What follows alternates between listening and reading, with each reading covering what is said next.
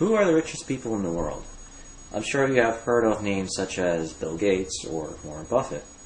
But there are other billionaires, yes, billionaires with a B, that are also quite rich, manage just as much money as these two gentlemen have put together, that you've never heard of.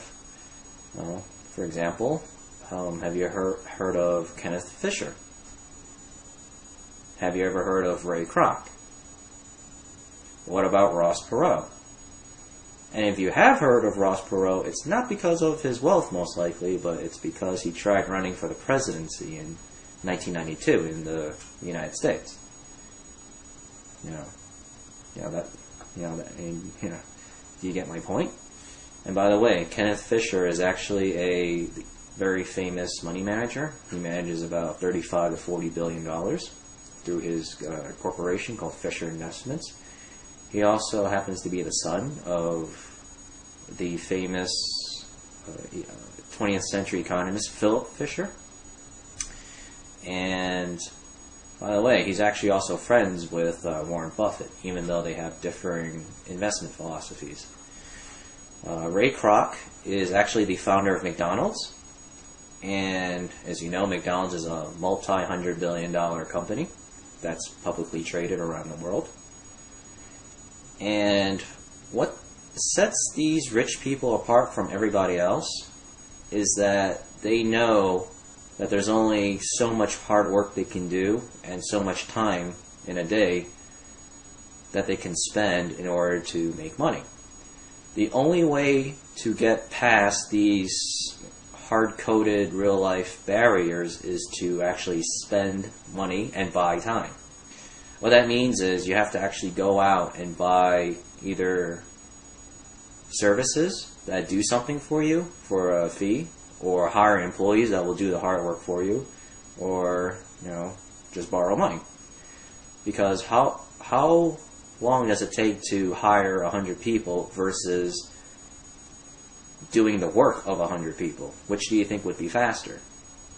Likewise, how long would it take you to earn $1 million as opposed to borrowing $1 million? Get my point?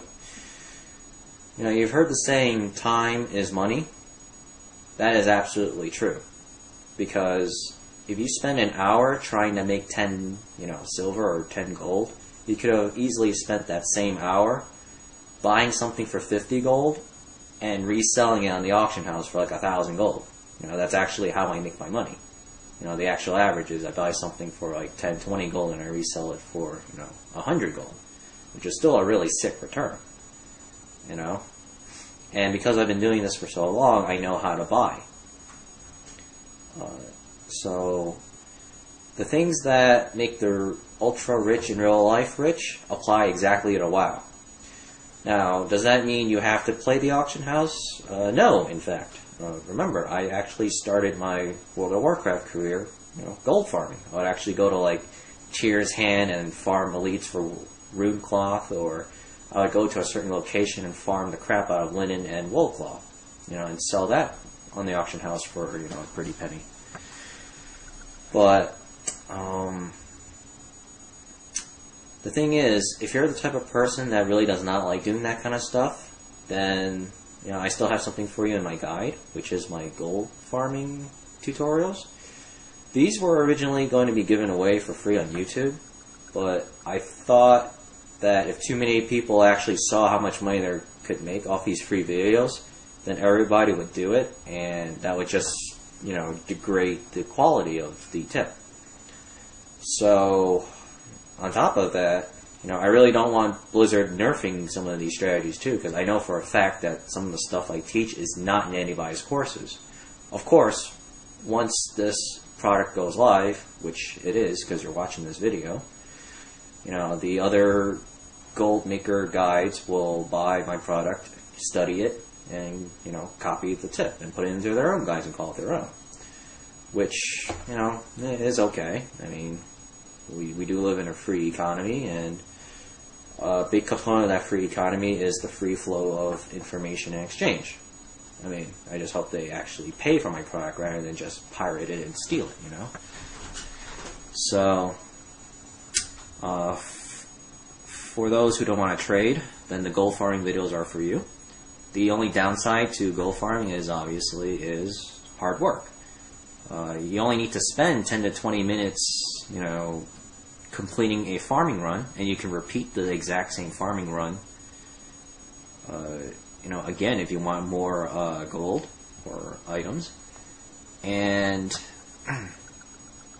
I designed it to be very casual, and also you'll never be bothered. Like, these spots are pretty much guaranteed to never have people camp your spots or, gank you. Because I play on Arkham Horde server, so it's a player versus player server, so obviously the threat of being ganked is always present. And I needed to come up with gold farming methods that, I won't be bothered. Because if you're bothered, that increases the time it takes to make money, and of course I hate being killed when all I want to do is just make some gold. So most of my tips are safe, guaranteed. Of course I can't say exactly what they are, because then you'll be able to figure it out and you won't need to buy my guide. So the next part is part 4, what you can do to help yourselves, and what you can do to help Blizzard, actually. Because so long as people do not know how to make gold, they will eventually fall prey and victim to all these illegal Chinese gold farming companies, and I really don't want that to happen. Because 1, it's very expensive. 2, it's borderline illegal, because Blizzard does not approve in their business license, or their EULA, people buying and selling, their intellectual property without profit. Because all that money being traded, Blizzard doesn't see a dime of it. So that's called stealing.